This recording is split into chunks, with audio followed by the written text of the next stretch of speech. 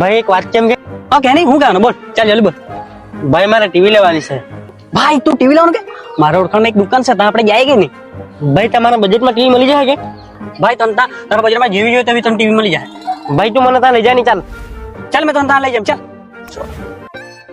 Dharampur depot road મીનારા મસ્જિદની સામે HK electronic આવેલું છે.